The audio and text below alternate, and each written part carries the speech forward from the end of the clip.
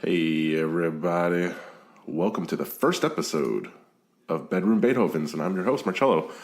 If you're following the blueprint of how a podcast should go, your first episode should kind of be like a blueprint trailer to let people know. But I kind of just wanted to dig right into this. This is the first episode, and my guest is a good friend of mine. Actually, we've known each other for I'd say a year and a half, 2 years.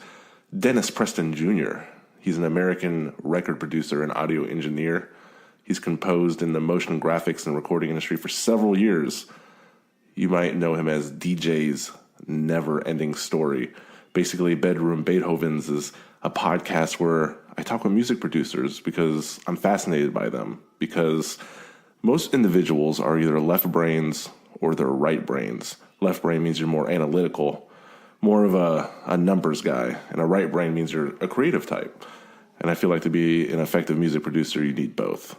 So Dennis became a memory of the Bakery Productions, which was a team that contributed to the number one single Pop Lock and Drop It, which I couldn't escape 10 years ago. That was by the rapper Huey. He later signed a joint venture deal as an in-house producer for the Grammy award-winning music production team, the Track Stars.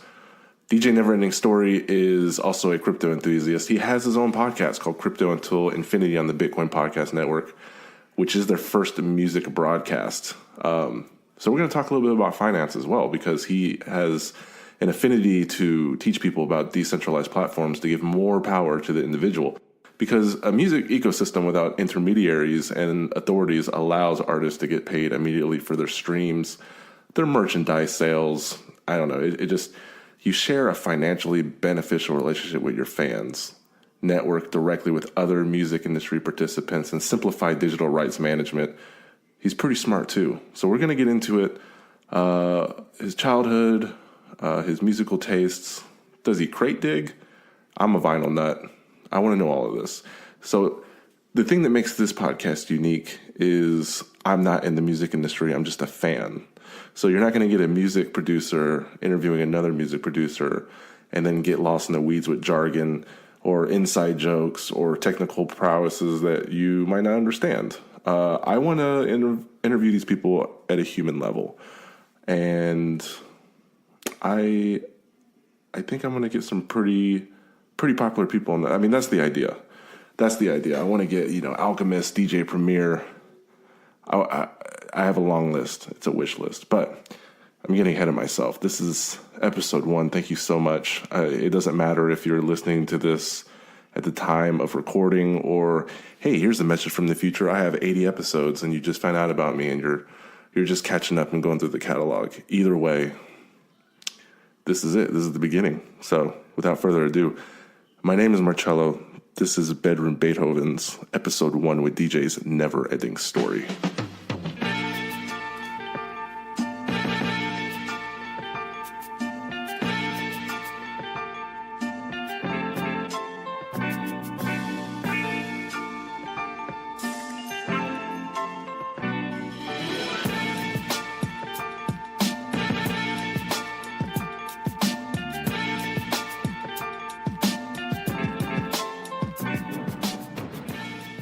This is a good time, man. This is a lot of people that start podcasts. They can call in favors, and they have big guests in here, and I can't do that yet because I don't even have a website up. I ain't got nothing. So it really takes like a selfless, just humble person to give their time for an opportunity like this. Like me, like I'm 240 episodes in another podcast. This ain't going anywhere, but I appreciate your time and you joining me here. Man, I really appreciate you just inviting me, man. Like, I really don't get to talk about music that much, or really, honestly, just interestingly enough, I mean, people hit me up through DMs on like Instagram or whatever. They tell me they like my music, but not many people ask me questions about just me in general, or really anything I do. People just kind of DM just to tell me, hey, I like this and that, but people don't really talk to me that much. I guess maybe my fault too. My presence online isn't really out there like that for people to kind of like get a sense of me as a person to even want to ask me questions. But I mean, regardless, man, I appreciate you just even inviting me to talk right now. Yeah, you're a little disgruntled on social media. Like I need to take a break. Like, I'm tired of the memes. I just, I've been noticing that. I think with age, man, I think they say when you're younger, you're more liberal, and when you're older, you're more conservative. Not politically, just like how you are as a person. Like I think I'm becoming surly, man. You know how like you might have that old man in your family, maybe a grandpa or something, and they're like always mean mugging and talking like this. I think like I'm slowly becoming that man. The older I get. We're still millennials, though. Well, I think we're still in that category. Hey, man, like some of my friends have kids that are like about to be in middle school, man. Like in a few more years, they could be teen moms. We're gonna be grandpas, man. That's crazy, man. That puts things in perspective. I got a little 4-year-old that runs around the house that kind of keeps me young, and I can't even fathom having like teenage kids. I'm not there yet. But yeah, we're gonna get into it, man. I want to hear everything from. Basically is like, here's my perspective is like music producers. I wanted this to be unique because I'm not a music producer, but you usually lump people into left brains and right brain people. Left brain meaning like, hey, I'm really studious. I'm really analytical. I'm good with numbers, organization. And if I'm a right brain, like I'm really creative with the arts. And I feel like to be a really effective music producer, you got to be both. And I don't think people that are like that get enough credit. So like, I really wanted to go down this journey of your 10,000 hours. Now that you have your own podcast, Crypto Till Infinity, and I know more of what you play is like hip hop and R&B, but I have to assume that like these genres are kind of what you grew up on, right? Like where did this all kind of start for you? Man, you know what? Honestly, the music that I'm playing on the Crypto Until Infinity podcast right now is kind of where I'm at just right now in my musical journey. Honestly, my backstory is my upbringing. I wasn't really in touch with pop culture that well because I didn't have like cable television. I didn't have internet growing up. I didn't even get internet until I was 18. And that wasn't until I went to college. So, aside from the little AOL disc or whatever, but you can't really do much with that, back then in the 90s and early 2000s. But anyway, so the only music that I was really in tune with was what I heard on the radio or when I was with my older cousins, what they would listen to on the radio or, they'll pop in a CD in their car or something. So I was really only into like hip hop and R&B, And it wasn't until I got to college where I kind of discovered like all these different genres, I guess the first thing, the first type of music I probably got into other than like hip hop and R&B was just like pop rock. Then from that point on, then you kind of get into the indie stuff because, a lot of indie artists cater to What's an example of that? What's pop rock? Back then, I'm thinking like mid 2000s, what was going on? Like, I don't know, like Michelle Branch, just like, Yeah, that takes me back. Yeah. So, we're talking about the mid 2000s, man, but 06 specifically. But then, I kind of got into like the later 2000s. I kind of got into these electronica subgenres like chill wave and, just some weird stuff. So basically like the artists washed out Calm Trues. Then I kind of went on into like Flying Lotus, doing this alternative hip hop type stuff.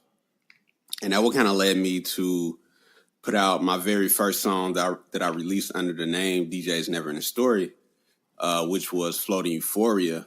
And obviously listening to that song, it's highly influenced by Flying Lotus.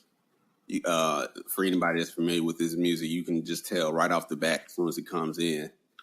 So, the music that I play now on my podcast is just the zone I'm in right now. You listen to a lot of alternative R&B, which I'm not an artist myself. Obviously, I'm a producer, but even the beats that I put out are kind of like in that same type of feel, And you do all this with a sober mind. Do you smoke weed at all? I don't, man. But you know what? It's a funny story, man. Like, I tried weed when I was a teenager, and I really didn't try it again until 2 years ago. And it was through edibles actually. 2 years ago, I was in Vegas, and fun time. That's one story, but the story, like, okay, early last year in 2018, I was in Vegas again, and I had edibles, and I purposely like take too much to where I'm just like tweaking and out of my mind, kind of like almost in a seizure like state on the bed and crap. But so I purposely just go overboard with it. And the funny thing is, when I was in Vegas, so I was walking the strip. It was one morning. I was walking the strip because I was there on a weekday. And this older guy comes up to me. He was like, "It's just one of those days, huh?" So I'm just like, what? Like, what type of look do I have on my face to where somebody would just come up to me and just say that type of stuff? Right. So, I was in a weird vibe. I had met up with a chick out there and it wasn't going too well. So I just went back to my hotel, man. And I'm still high from like the night before having all these edibles, really. And I just go back to my hotel and just start meditating. And while I'm meditating, I just put on some music. and I just start crying, man. And it was like, and I'm not an emotional person for real. I probably cry like once every few years or something. Like, I'm just not that emotional. But I was listening to the music and it just brought out a lot of emotions. Anyway, days later, I come back home to St. Louis. Again, like, I got some edibles left. I try them out, listening to music again. Not my music, just other people's music. And I just get like emotional, not really crying this time, but just like I could really feel the music. This was like the next day? Yeah, this was like the next day. Then it lasted for damn near a whole month, really. I'm not high anymore, but for whatever reason, like the weed, it had that trick or something in me. And it did dissipate after that month. But during that whole month of me coming back, I just felt music a different way. I felt lyrics a different way. And it just made me think about how I grew up. Sorry about that noise. I just think about how I grew up. Like, say, like going to church or something. You sit in the church pews and you watch other people in the congregation just get so overwhelmed with emotions. Black churches, they shout, they dance, all that type of stuff. And so I'm listening to the preacher or something. It doesn't really affect me. Like, I'm just trying to learn. I'm not really caught up in the music like that. Listening to speeches by people really doesn't affect me emotional. It doesn't hit me on a visceral level. But when I tried weed, man, I'm not going to lie, like, it opened up like my mind, man. And I can't explain it. Like, because I never felt this way before, like, ever. But yeah. I mean, I ask because, like, I when I think of Flying Lotus, I think he's one of those artists like Pink Floyd. Like, if you listen to it sober, it's one experience. And then if you listen to it on some kind of mind-altering drug or whatnot, legal or illegal, it doesn't matter. Especially DMT or something, man. I could just imagine, man. But I mean, having two emotional responses to music that strong, it's almost like the equivalent of like, all right, I'm Kanye West. I'm going to go out into the mountains of Colorado so I can probably get the same experience that you just had. I mean, people with a lot of money are probably going to go through great lengths to get. I listened to countless hours of music. I've never had an emotional response. Like I can vibe out and nod my head, but there was something in the music that kind of struck a chord with you. And I think that's something that, maybe a music producer or someone in the industry can only relate to, or maybe can only have that response. Man, I wish I could have like the money of Kanye West, man. I think he recorded, what was that? I keep forgetting how you pronounce the name of it. It's usually regarded like his best work. Yeah, I think he went. Is that the one where he went to Hawaii for? He like recorded the whole thing in Hawaii for like months on end or something like that.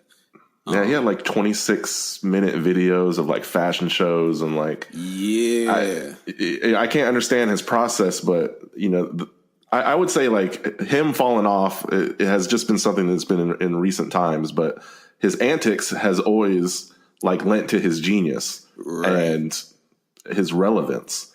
And for me, Kanye is like really interesting because when I'm starting this podcast, I'm looking at like I'm familiar with Mike Will Made It story where like, oh, I was 15 years old. I just went into a pawn shop and I was messing around with like a little beat maker and I was getting looks from people in the store and I realized I could make beats. So I went home and made a few beats. Next thing you know, Rick Ross calls me up. Now I'm in the studio with Wale and boom, I got a Grammy. And I'm seeing so many of these stories. Metro Boomin is like so damn young. Yeah. Grammys, DJ Mustard and all these people. And I'm just like, is it easy? Or am I only seeing the side of success? Am I not seeing people that are making 5 beats a day and their SoundCloud gets 0 hits? I make that point because I'm looking at like old heads like DJ House Shoes and Pooh Bear and Kanye West, and it seems that they grew up a different time than these young kids. It seems like they're making music for the times. And maybe if trap music isn't popular anymore, maybe they won't be. If I'm going to say Metro Boomin's overrated and he doesn't really do anything but add a bass line or he drops the bass and adds a lot of treble, but it's the new generation that loves it. The funny thing is actually Metro Boomin, he's from St. Louis actually. But anyway, going to what you were saying, yeah, music is a hustle, some people will look at it as a way to advance the art. Some will look at it as a way to advance their pocketbook. And to advance your money, you got to be with the times. You're giving the microwave generation what they want when they want it. And those type of guys, what can I say? My attitude toward them is, business is business. What can I expect? There's never going to be any type of pristine market for anything. There's always going to be people in it just for the money and to give the people what they want, just like a pastor, a church reference again, like, say like a lot of people in this congregation, politically, they might side one way. So the pastor may not say certain things to piss them off. And, he's trying to keep those ties coming in. That's a good analogy. Yeah. People, there's never going to be a full out, just fully honest, all about the art or all about the advancement or the innovation of whatever medium. So I don't know. My thing is I try to work outside those guys. I don't really consider myself as somebody that's really about the money, because if that was the case, I wouldn't be independent like I am now. I would have kept my I still have my relationships with people that are in the industry, but I'm not with a label. I really don't believe in labels. Labels are just banks. What's popping right now? Oh, it's popping to talk about drugs. Okay, you got to make a whole bunch of songs that that's going to get people popping mollies and stuff. You gotta, So will they last? I don't know. One thing I do notice is we don't really throw the term super producer out there anymore. And I always think of a super producer like someone like, a low hanging fruit, but like, hey, I'm Pharrell Williams. I can make a beat for JayZ and I can also make a beat for Britney Spears. Right. Would that make you a super producer? I think in today's realm, yeah, because a lot of these guys, they can't really produce outside of what you said, just dropping some simple 808s in and some hi-hats over a sample. Not to bash them, because I know I'm actually not that good at sampling. It's an art in itself. But for some people, they really don't show their versatility when it comes to producing. And I think a lot of the popular guys, I don't know. I don't know if they're really putting themselves in a box, or like I said, maybe a label is. So we're not really seeing a lot of versatility from them. And maybe that's the reason why we don't hear the term super producer anymore. Because, I would like to see how Metro Boomin would work with, say, a Demi Lovato or, Selena Gomez or something like that. But, doing it without trying to be overly hip-hop, that's another thing, too.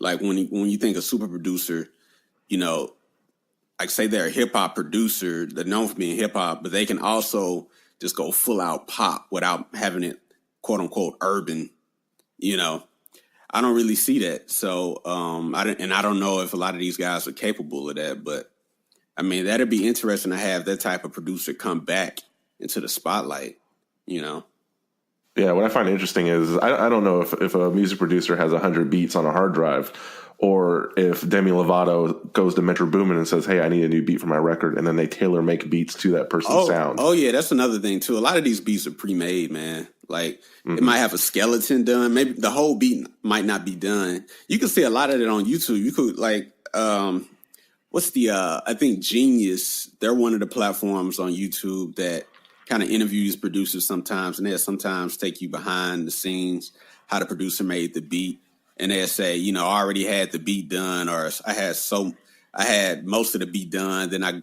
shipped it or emailed it to the artist or whatever. Then I finished it after they laid their verse, you know. So a lot of people, I think a lot of producers now, they're not really making the beats on the spot. And that's another thing too. I mean, labels, they're not wasting any time. We're trying to crank out hits. We don't have time for you to just sit in the studio and vibe. We need to get this done as quick as possible. You know, we're trying to make songs in 15 minutes or less, you know, so you got to come prepared with the beats. You got to have like like you said, a hard drive. Yeah, it's interesting because this past weekend, I think Future's album was #1, and he tied Elton John for the #1s. And wow. Future, and he did that in like 3 years because he released like 5 albums in 3 years. Right. And back then, in Elton John's time, or when Quincy Jones was behind the boards, you're creating your magnum opus, the upper echelon. I'm going to spend 8 to 10 years doing this and then go on a grand world tour with 110 dates. Everything now is just, you know, very plastic and manufactured. And then, you know, we're kind of ignoring the Billboard 100s now. We're just going by streaming. So going diamond or going platinum or gold isn't the same as it was back then. I can understand music producers our age being a little jaded, I guess, at how fast the space moves. Well, you brought up a point talking about Quincy Jones or something, and, you know, preparing a record and then going on a grand world tour. So the way most of the money that artists are making now are coming from tours. And so they don't have time to just, you know, spend a year or two working on one album, you know, then go on tour. They're trying to constantly be on tour, and to constantly be on tour, you just can't you can't just perform the same records over and over again. You got to have new content. So that kind of forces them to keep cranking out new content, which is just absolutely nuts, you know. That's why I don't think a lot of rappers, especially, they're not getting as much flack as they probably would have got in the 90s and early 2000s about having ghostwriters. Like, I mean, it's impossible to just keep coming with hit after hit after hit and not have somebody helping you, you know, like how they're getting on, how they did get on Drake. I mean, yeah, he got a little backlash for it, but just think about all the hits that Drake has. I can't say he's writing all that. I mean, you're writing the hits. You know, you're going on tour. You manage the other artists of OVO. Or not managing them, but at least having maybe a say in their career. You're doing all this and that, and you're coming out with all these hits at the same time. You got to have some help. You got to be having some type of help. You know, somebody wrote a top line. Maybe somebody wrote, you know, a few lines or something. But yeah. Take an example of Drake. If you go listen to Comeback Season and go listen to Scorpion, it's like watching Fast and the Furious 1 and then watching Fast and the Furious 8. not even the same thing. We'll be back with more Bedroom Beethovens. Stick around. Hey guys, I'm sure you're no stranger to podcasts or YouTube videos. At the end, everyone always talks about subscribe to my channel or annoyingly instructing you to do something. Well, my podcast is no different. The cool thing is, I'm in the red. That's right. It cost me money to launch this show. And if you noticed, I have no sponsors. That's bad for me, but it's good for you. So since you don't have to sit through an underwear ad, and if you like what you hear, consider leaving me an iTunes review so this podcast can blow up and I can quit my 9 to 5. Give a middle finger to corporate America. I don't have to sit in my car in traffic. And I can do this full time. Or not. Either way, I gotta eat, man. All right, let's get back to it. And like I said, was it a 2-parent household? And like, did they play music in the house, or like how was that like growing up? in a place without the internet. No, and my mother, she state. raised me, man. I mean, my dad, he was kind of around, but I mean, he wasn't in the house. But you know, my mom, a lot of my family, they're very like conservative. Like I said, not conservative politically, just their lifestyle. You know, they're kind of, you know, really into gospel music and stuff like that. So I heard a lot of gospel music growing up. But yeah, like I said, my cousins would play like hip hop in their cars. You know, when we're out and about, you know, they would play it on their. You know, we had I would borrow like what were the Walkmans and stuff. You know, the bass boost. Yeah. Right. But I remember all that. But yeah, I mean, in school, like just talking to my peers in middle school and high school, man, you know, like, what do you guys listen to? Or, you know, back then we would burn CDs. I'll borrow a CD or something, you know, see what people are into. Yeah, that's how I really. And also another thing too, St. Louis, I guess in our location, we're very, or at least we were very influenced by Southern hip hop. Yeah, I was about to say, like, so if you're around my age, I'm going to peg you at about 15, maybe freshman, sophomore year in high school when Nelly came out. And that must have been pretty good, because then I was like, oh, I can identify with someone who came from this area, he was the biggest rapper at the time. So. Right. Nelly, I think his first big single, Country Grammar, came out in 99 or 2000, like somewhere right there. That puts me around. Yeah. I remember I was just entering high school, and like every house party I went to was that Down Down Baby coming down in a Range Rover, and I couldn't get out of my head. Yeah, I was actually just started middle school. So, but yeah, I mean, yeah, Nelly. Yeah, it was big to have somebody come out of St. Louis, not really on that Southern hip hop type of sound, and he also coming with that sing-songy style, which wasn't really popular in hip hop like that too much. But yeah, Nelly and the whole St. Lunatics crew, and that actually around that time they had a lot of labels looking at St. Louis, so St. Louis was a different place, and you know we had other artists that popped out that didn't really last too long. People like Gibbs. Jaquan, he had his couple hits. Chingy was probably outside of Nelly. Oh, I forgot about Chingy. Forgot about that. He was probably like the second most successful coming out of St. Louis. Really, we grew up on Nelly heavy, man. Like, yeah, he really brought some more pride to St. Louis when it came to music. You did some production work with the NBA. You know, why the diversity in the resume? Why not have this nasty catalog of beats, shop it around? Crate dig for samples so you can get better at it. I mean, you're the type of producer who puts out like these complete bodies of work, and I'm always fascinated by producers and the different routes they take. Got you. Yeah, it goes back to what I was saying earlier, man. So 2006, I was a part of this production crew called the Bakery Productions, and it wasn't me personally, but one of the guys on the team, he was the guy that produced Pop, Lock, and Drop It for the rapper Huey. That was a big hit. Back then. Oh yeah, 2006. Yeah, 2006. It really came out in 2005, and he didn't get signed to Jive Records, which you know eventually got taken over by RCA. He didn't really. I don't think he got signed until 2006. But the song was out in St. Louis in 2005, and so being part of that, you know, we had some people looking at us as a production team, and so.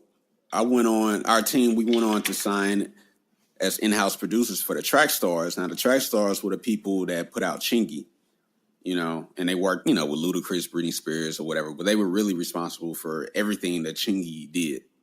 So and that was were they a duo producing? Yeah, Sham and Zoe, yeah. So we would go over their house, you know, we would be producing for their artists, and we would also produce for other people that they were working with. I produced some records. They went unreleased. Me personally, I did a record for God, what was her name? I want to say her name was Sharifa. She was signed to DTP on the Ludacris's label. I might be saying her name wrong, man. I don't know what. Ooh, she might have got. It wasn't Shauna. I remember Shauna was on the DTP. Not Disturbing the Peace label, but she took away everybody's shine. Yeah, it wasn't Shauna. It was another girl. I want to say her name was Sharifa. I'm probably saying it wrong. We were dealing with Blackground, the label that was responsible for Aaliyah. Obviously, Aaliyah. Yeah, obviously, I remember that. Obviously, she was deceased by the time I'm talking about. But anyway, Blackground, they had some artists, and I was producing for them. Even Barry Hankerson's, I don't know if it was his son or nephew. I did a record for him, but it went unreleased or whatever. But anyway, like all this time I'm producing, I'm kind of seeing behind the scenes of how things work, kind of getting turned off by the business side of things, but also just how street it was. Like, it's so crazy how, a lot of these rappers, even today, they're still financed by people in the drug game. All this money isn't coming from labels, and sometimes even the mob. I don't know how much the mob is involved now with the industry, but back in those days, even going into the early 2000s, we still had a lot of mob type of activity going on. But just seeing, we talking about mob mentality, or are we talking about actual? I'm talking about danger. I'm talking about actual, like the BMF clique. They were the people that brought out JayZ.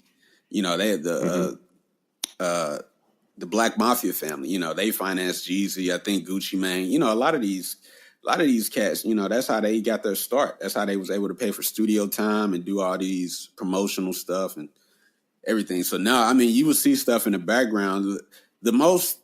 The closest it got to me I was fortunate. My manager and one of the other guys on the team, they had flew to LA, and they actually met up with, I don't know, I can't remember if they met up with Suge Knight personally or just people in his crew. And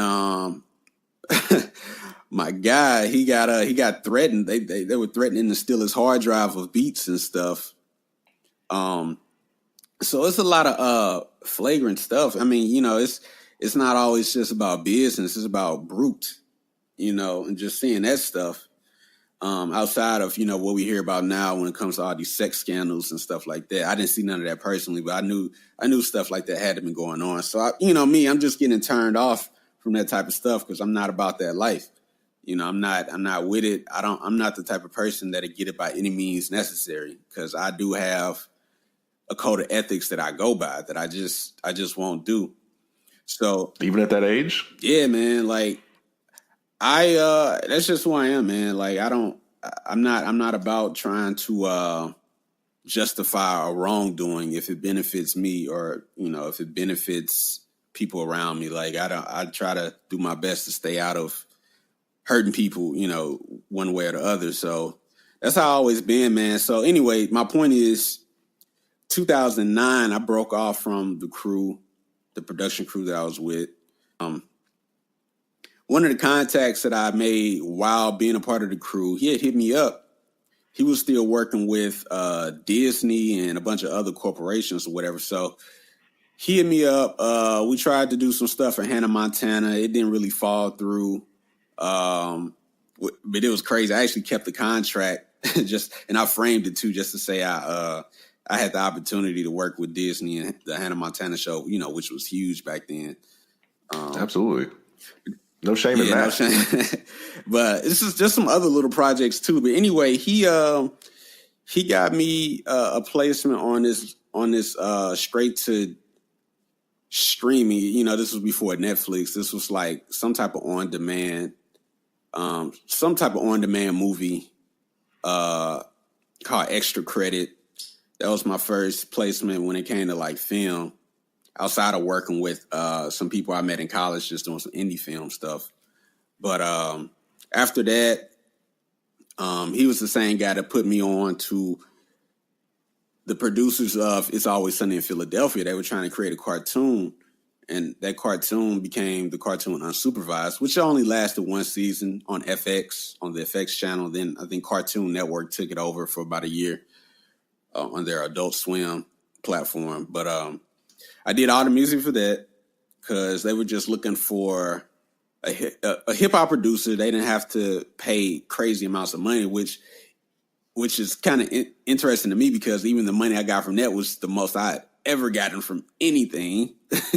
So it just showed me how much more that cable and film pays compared to just working with musicians or whatever. So, and it also allowed me to step into a new type of arena where I didn't feel like I was compromising my morals and stuff. Because, you know, like I said, man, I'm not really with the whole bunch of people rapping or singing about just, you know, just detrimental stuff, you know. So does this come from a place of like karma, or like if I stay on the straight and narrow and I do good things will happen in my career? Honestly, bro, I don't even believe in karma, man. Like I believe in God, I guess you'll say, like in terms of, you know, just trying to. It's not. I'm not really trying to stay straight and narrow. I can't really say that's my whole thing. It's just the fact that I guess I'm an empath a little bit. You know, I don't want to see people. I don't want to be a part of anything that's like detrimental to people. You know what I'm saying? Yeah, I'm not trying to paint you like as a goody two shoes. I'm trying to paint you as someone who's self-aware of that part of their life. And I think a lot of people fall into temptation and the work of the devil when they become absent-minded. But you seem like you're very on point. You're very sharp with your thinking. It's not. Yeah. Well, I appreciate that, man. Yeah, it's not really trying to put myself on a pedestal or anything. It's more so I think about. I hate to say it because it was such a controversial topic and such a controversial case. Bill Cosby, you know. So think of all the good that he did, you know, trying to put out certain images of black people and the black family with his show. You know, he would go on these speaking tours, even though he would kind of say it in a condescending way sometimes to his black audience, you know, certain. But anyway, it just felt like, you know, he was doing the best he could to try to help people or whatever. But, you know, all this time he was still doing his dirt, apparently. So even though, you know, he had all these years of producing good fruit when it came to TV and film and stuff, the shit that he did, you know, 50s and 60s and 70s, it came back to bite him in the ass to the point where all the good that he did has basically been wiped out now. They're basically just trying to erase him from history now. Like everything, it's almost like every good thing he did is now null and void because he did all this bullshit. So he destroyed his reputation. He's losing money, obviously. And, you know, luckily he has a wife that's sticking by him because he probably would have lost his wife too. So it's just like, I believe that, like I said, I can't really say it's karma. Honestly, it's just logic. I mean, as they say, like what you do in the dark eventually is going to come to the light anyway. Like we're usually going to find something out eventually. Like, so I just try to do my best to like, just to like do the right thing. We won't see you being a part of the Fire Festival is basically what you're saying. Man, that's crazy, man. Not at all. It's funny. It's like Ja Rule. He actually took a preemptive strike against criticism the other night. He had a concert in New Jersey, and he took a moment during the show to let his fans know that he knows that everyone's upset with him about the Fire Festival. And so he grabbed the mic and he said, "Hey, let me hear you guys say fuck Ja Rule." And the crowd repeated it 3 times, and then he went on with the show. And I just thought that was such a bizarre take on how to accept the blame, but also shuffle away from the blame. I think he's trying to absolve himself from responsibility. Yeah. But I mean, that documentary, I looked at it, man. I looked at the Netflix one. I remember at one point he was like, what do you say? It's not fraud. It's, what do you say? I know what you're talking about. And it was just like, man, when did we get to the point where these rappers became such polarizing figures outside of their comfort zone? It's just, yeah. I mean, my whole thing was, I mean, he's just trying to justify, you know, being part of he still has some responsibility in it. Like, just knowing Billy's character, like, I'm pretty sure just behind the scenes, he could see Billy's character. Like, this isn't a guy that's going to be too trustworthy, but it was something in Ja Rule where he was like, even though this guy is very questionable, like, I think he can get the job done, so I'm going to work with him anyway. So but yeah, and that's my thing too. Is like, you know, if I'm JayZ and I'm going on tour with R. Kelly and I do 2 albums with him, you're telling me You're telling me you didn't see like a 14-year-old girl backstage, and you're like, you know what? The album's number one. This concert's making a lot of money. Fuck it, I'll turn the other way. And it's just like, man, a lot of these people are just guilty by association, and they're just. I can't tell you how much I appreciate the mindset that you've just laid out in the last 20 minutes, because my heroes are dying every day. The more I'm hearing of like Me Too culture and the internet, and it's just crazy. Crazy. There are people of. I mean, think about the culture of things. Think about a time in America where it was you wouldn't even bat an eye. Somebody. Being a black person, if somebody said the N-word to me that wasn't black, like that was just part of the culture. Like to whistle at a woman, if I'm a black guy whistling at a white woman, I will get my ass beat or something. That was pretty much accepted. And also when it comes to the music industry, yeah. I mean, I'm pretty sure a lot of these artists have seen other artists or even themselves do a lot of stuff where today we would look at it as like, what the fuck, Just the landscape's changing, I guess, for the better, or at least there's more awareness of what's going on. Yeah. Honestly, man, somebody like JayZ, I'd be interested to see maybe 20 years from now, he'll be in his 70s, but just 20 years from now, what are we doing nowadays, or maybe JayZ, what has he done in just the recent years that maybe we'll attack him for in 20 years or something? You don't want to tread too lightly, because I mean, I would feel like the most radical extent of my personality would just to be a hermit, because there's probably stuff I'm doing now that I'm not aware of that's probably not that good.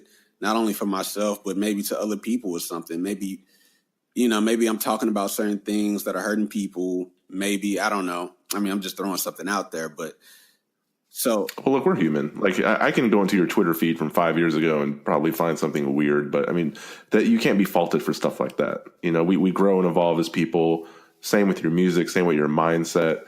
Like I remember I was talking to you the other day, and you're like, you know what, I didn't get to do as much music as I wanted to last year, or I'm going into a new direction. I want to feature more pop acts. You just evolve and grow as a person. I don't try to be a goody two shoes. I just don't want to do what I clearly know is wrong. Like if I'm ignorant of something and I do it, okay, whatever. I'll apologize for it. But if I know something is wrong, I'm just not going to do it, because, even outside of music, my whole thing of doing music, not only do I want to advance the art, I feel like my success in music will lead to other things too. And so I'm slowly building my rapport with the public.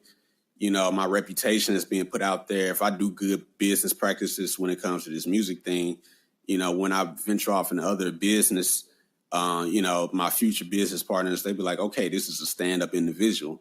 Like, this is a guy I want to work with. This is a guy I trust. This is a guy where I wouldn't mind, throwing $1 million at him to help start, whatever thing that he's doing now. Like, I know this guy is a stand-up guy. So that's the way I look at it, man. That's the way I look at life, man. Like, there's always somebody watching you. The way you're approaching this kind of, and you know what, I don't know if people throw that word around a lot. Were you homeless in the sense of couch surfing or like living under a bridge? I mean, a lot of people could say, well, I was homeless here in a certain level of comfort. Right. No. I was kind of thinking like this before that, but to answer your question, no, I wasn't like living under a bridge. No, I was, basically couch surfing or finding money to stay in little hotels. Because it was really four of us out in LA, and we were all just trying to use each other's resources just to try to make it. So like LA was like, okay, if I'm gonna be a famous music producer, it's either LA, New York, Atlanta. Let's try the West Coast. Yeah, that was the deal. Yeah, I figured, because I like over the years I made a lot of contacts over the internet in LA, and I talked to them beforehand, some of them beforehand. Before going out there. And, I kind of thought that certain dots would connect, but unfortunately, it didn't really work like that. It also kind of gave me a sense of LA culture. Well, I'm not going to say LA culture. It's more so how they talk about the implants, the people that come from outside of LA to LA, and, you know, just kind of giving LA this bad reputation of people are just always trying to step over you. People are so plastic. So, and especially in the entertainment world. So, you know, it kind of gave me a sense of that. So I'm like, maybe LA right now isn't for me. I need to come back out here when I actually have a lot of money and I can actually do things on my own terms. But what year was this, and how long were you out there? This was in 2015, and it was just for 3 months. This was it was pretty short, but it was impactful, you know, when it came to my life, just how I looked at people, you know. Oh no, I went to the East Coast for 3 months, and that was enough. Yeah. So I relate very heavily. I went out into the DMV area. Okay. And yeah, 3 months is all it took. Came back. Yeah, man. I mean, and I'm not saying at first I was kind of against going back out to LA, but I'm like, I'm just thinking about how I went out to LA in 2015. I was unprepared. It was kind of on a whim because at the time, me and my ex, I mean, I was still together with her. You know, we weren't going through anything heavy, but it was more so I know she's getting ready. Well, I think, yeah, we were already engaged. So, you know, I'm preparing for a marriage. You know, I'm trying to really set the foundation of our future lives. So I'm like, man, let me go ahead and try to do what I can out in LA to get grounded. And it just didn't work out that way. But you know, I want to go back, man. I was actually thinking about this recently, man. I want to go back, but I do want to go back on my own terms, man. I don't want to go out there looking for work. I want to go out there making the moves or have people come to me instead of me trying to beg for crumbs from somebody else, you know? So, well, so did your fiance go out there with you, or she stayed back and you're like, all right, I'm gonna pack these bags. I'm gonna go do a bunch of shows. I'm gonna be gone for a little bit, but I'm doing this to build the foundation of the life that we're about to have. Yeah, exactly. And she was okay with it. I mean, she trusted me, and I didn't do anything dumb outside of just lose money. But yeah, man, that's how it was, man. I was just trying to do my best, man. And I mean, she knew my character. You know, she trusted me. She knew I wasn't gonna be messing with other women. She knew I wasn't gonna be, you know, living a secret life out there or anything. It was really just about being on a mission, and it just failed. But I'm not gonna say it failed because honestly, it brought me to other things. I mean, that's what ultimately led me to crypto. Just kind of learning finances better. Because after I came back from LA, you know, I kind of went into the stock market after I found a new job, and you know, just invest in myself. And you know, that's how I eventually found out what is this Bitcoin thing, you know. Yeah, I mean, that's what I love about it is like Bitcoin and cryptocurrency is usually people's first foray into investing. I know it's mine. I still almost kind of live paycheck to paycheck, even though I got a pretty good career going. It's just, what are you going to do? Right. But I like your story because it's like, well, I use it as an investment vehicle, but at the same time, I recognize that musicians lose millions a year thanks to, I don't know, digital theft, other issues. And you've been pretty outspoken about using, you know, blockchain. If people are listening to this, blockchain and Bitcoin, they go hand in hand. If I'm just glossing over the terms, but you can use blockchain to help musicians retain ownership of their work. I know you've been championing this for a while now. The bear market is in effect. Is this still the missing layer for an industry? Are you? I haven't listened to your last two episodes, so I don't know if like this is still a big proponent. And I don't really see Imogen Heap really pushing it. Do you still think that there needs to be some kind of fair trade act using this technology? Man, blockchain, you know, I mean, the way it's set up is, you know, it allows the artist to work more, to give them more autonomy. You know, they don't really have to rely on a lawyer if they don't want to. I mean, just the way how smart contracts are set up within a lot of these blockchain music platforms. You know, the artist will get paid immediately. You know, their music is within the blockchain. So if it's played, you know, outside of the actual blockchain music platform, you know, this record is still identified. The artist, like I said, the artists get paid immediately. If it's more than one artist, the royalties get divided up appropriately. I did write an article. If anybody wants to check it out on my website, DJsNeverEndingStory.com. Blockchain platforms, a new paradigm. I kind of go more in depth with how it works, but I mean, but you're still a believer. Oh yeah. I still use the platforms actually. It's just the bear market right now. In terms of what you're getting paid, is nothing like 2017.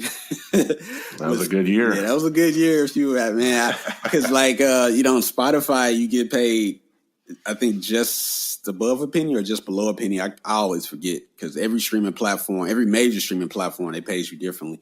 But anyway, I remember being on one blockchain music platform, man. At one point, I was getting paid 11 cents per stream, which is crazy. It's nuts. That is crazy, man. But can you just listen to your own music like over and over and over and be like, man, I made a buck.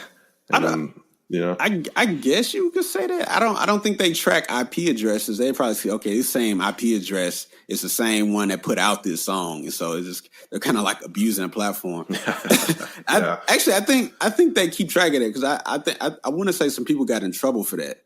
I want to say some people got kicked off, especially this one platform I'm thinking about in particular. I think they kick people off for doing stuff like that. I can't be the first person to think of that idea. Yeah, I'm sure you're right. Yeah. Well, I mean, that's one way how a lot of these labels, the big labels, they got these click farms that just have these ways where they can cheat the streaming system. Remember that Post Malone? What was it? Rockstar.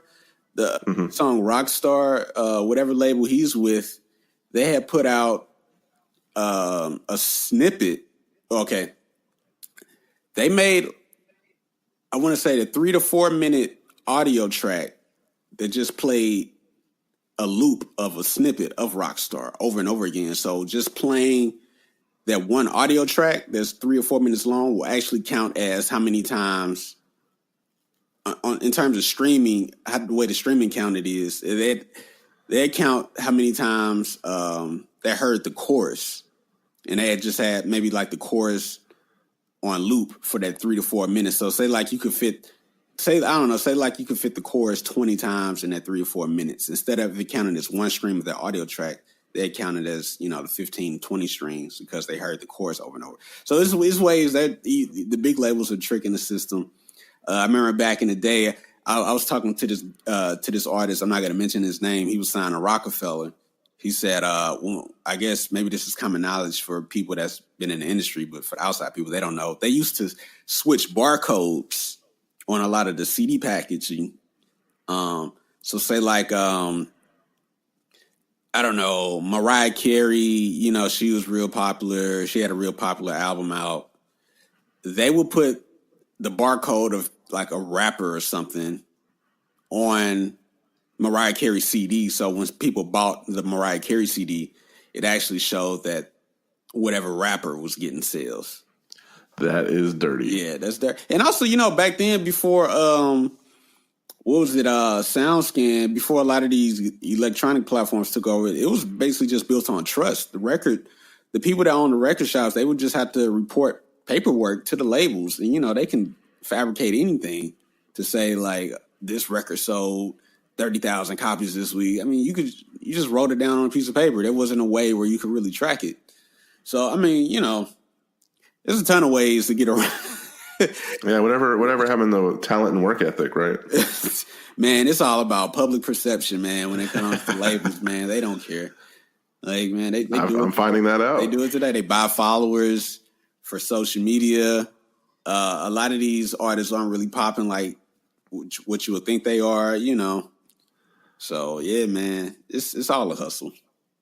So the bear market of 2018 is there any relation to you not being able to create as much music as you wanted to this past year? What was going on? Was there some hardships? Were you not able to focus? Were you just not feeling it? The only thing, the bear market didn't really affect me too much in 2018. It was just how I was dividing my time. So one thing that I've really see in myself and I'm really trying to get out of my system is I wear too many hats. I wear too many hats where sometimes I get to the point where I'm not getting anything done because I'm just trying to do too much. And so I'm not gonna lie. I think I was probably going a little bit too hard in crypto to the point where it was getting it was a lot of brand confusion going on. Like, okay, is he a trader? Is he a musician? Is he a podcaster? Like, so I'm trying to simplify. I try to simplify things now, honestly. But no, the bear market didn't affect me too much. It took away a little comfort, I guess, financially.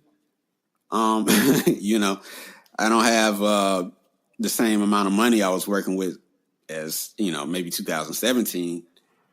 But the bear market, not really.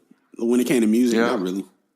I always thought that you were just like a casual soldier in this space, but then like I'm seeing you rubbing shoulders with Andreas Antonopoulos, and I'm just like, man, this dude's in it harder than I am. This dude is seeking knowledge, and he's traveling, and like I am interested to see this new direction you go with pop artists. If what you say is true, because I associate show music and just good hip hop with you. But for me, like what pop means, it kind of changes depending on what angle you're looking at it from. We talked about it earlier with like Michelle Branch and pop rock, and it can be a descriptor of audience size indicating something that's popular, or it can just be a genre tag, just specifying a sound. So when you tell me I want to work with pop artists, my brain starts to encompass like the last 3 decades, because these two definitions have effectively been one and the same. There's Katy Perry, you got that confetti music, you got JT, Lady Gaga, Taylor Swift, the music that strives for that gloss, that ecstasy spectacle. So, and then taking it a step further, and I don't know if people think like I do, but when I think pop, I think white. I think there's an expression of whiteness, kind of a one size fits all solution. So for a time, if we're going to the 1980s, this kind of pop music, I always think about like Michael Jackson and Madonna. It was effectively just monoculture. So when I hear like a hip hop, a country or hard rock, or they're going to go pop, it implies that they're sacrificing something essential about themselves in exchange for something plastic and transitory. Pop was like a softening. It was like a compromise. Right. So when you told me that, I was like, well, I know how smart this guy is. So I'm thinking that you just want to break out of any like preconceived musical connotations that have been set for yourself, like how like the Neptunes and Just Blaze kind of characterized the early 2000s sound, evolving the old soul samples that kind of define the early part of Kanye West's career. We may very well be in the new era of DJ's Never Ending Story. Does that sound about right? Well, I got 3 things. Okay, so. All right, hit me with it. I forgot who put it out. Some publication or publications put out that hip hop was the most popular genre of music. So technically, hip hop is pop now. So you got that. Another thing too. So when I said, well, first and foremost, I really wanted to put more of my own original music out, more so than working with other artists. So that's another thing too. I'm really gonna try to focus on even the music I release under DJ's Never Ending Story the most. But the third thing is when I say pop, man, so I've really been getting to like Afro pop and Afro beats. So, man, thinking about a lot of African styles, what they consider pop, it's totally different from what us Americans consider is the sound of pop. And I really like it, man. I like the energy from a lot of these Afrobeat artists that I'm listening to, like Mr. Easy, Burna Boy. Of course, people like Wizkid. He's kind of gotten more popular in the U.S. Due to like Drake or something. And Olamide, Malik Berry. These guys, like they're making like pop versions of their African styles. And I love it, man. I love the dances that go with it. I love the vibe I get from the music videos. And I think that's the next big thing to hit America, man. Like, it's already kind of sweeping its way. Like, one of the only producers the only big producer or producers that I hear that are kind of taking advantage of it and got in on it real early were Major Lazer, like Diplo. Like, he was kind of on that for the past few years now. And, like, I think he's going to be where, say, like a Dr. Luke is right now. They're going to be going to Diplo or just the whole Major Lazer crew to get these big Afrobeat and Afro pop records. See, I'm glad you defined that because, like, when you told me that, I was just thinking, oh, like Hillary Duff. Oh, no. So I think you need to explain this to people that people don't know. Like, it's a lot more diverse. It's a lot more cultural than people might perceive the genre to be nowadays. Because you're right. Like nowadays, I can go see a Calvin Harris beat, and there is 3 rappers and Justin Bieber on it, but he's like known for like EDM or. You know, so it's genre bending a little bit. Yeah, genre bending, heavily influenced by hip hop. Yeah, they're cashing in on that. They're cashing in on hip hop being the most popular genre. And like I said, it's pop now. Hip hop is pop now. You know, it's the pop music. You're right. One fourth of all music is streamed is hip hop. So when you said that hip hop is a new pop, I almost had to take a knee there for a second. You're absolutely right. And any type of hip hop isn't quote unquote pop. There has to be like a certain change in the way it sounds for it to really grab the attention of people that aren't like, I hate to say this word, but people that aren't like kind of like in the chitlin circuit, like what they call it, like just, you know, that's their real like grimy hip hop, you know. So it had to be the pop version of hip hop is not that. So I, you know, when I say pop, I would really have to like further explain it that way.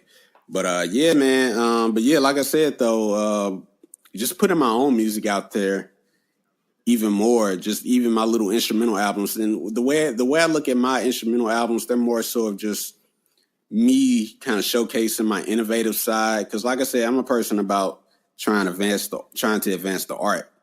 You know, I'm trying to mess around with different sounds. So when it comes to my own projects or my own releases, I mean, it's going to be hit or miss.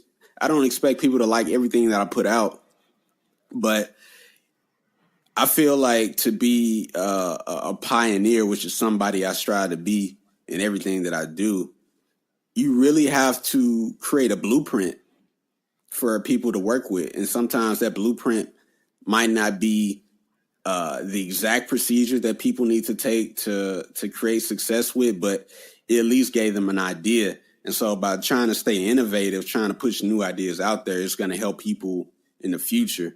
And, you know, that's what I'm about, man. Success to you is, I guess your job as a musician is not to judge how good or bad your music is. Your job is just to release the music. Yeah, my job is to get people thinking, like, and not only just thinking in terms of from the producer side of things, you know, how they can, you know, create differently. Just the average listener, you know, trying to influence them to be open to something different. Like I said, it's art. I mean, art is subjective or whatever, but you know, that's how I see my value. If I created something that's kind of left field and I still get a lot of people to like it, I consider that success. You know, and also, I mean, first and foremost, I got to enjoy it too. But I consider it success where I kind of stepped out of the box. You know, I did something, I didn't follow a trend. You know, I got my inspiration from wherever, and I created something that people like anyway, that's not following the format of a hit or anything. So that's how I consider success, you know, when it comes to putting out my own music. This was a pleasure, man. And like, you know, I consider you a friend, but like I didn't know much about you up until now. So I'm glad that I took the time and, you know, hey, it's Black History Month. It's Chinese New Year today. Hell, it's freaking Trayvon Martin's birthday today. It's a weird day today. And I'm watching my podcast. And all of those ingredients culminates to me learning more about you. I hope you come on again. It's just a pleasure knowing you, man. Thanks so much for your time. I appreciate you again for inviting me to the show, man. Like, yeah, we're going to talk some more. I think, we scratched the surface. I really can go more in depth with a lot of what we spoke about probably at another time. But yeah, man. I hear you.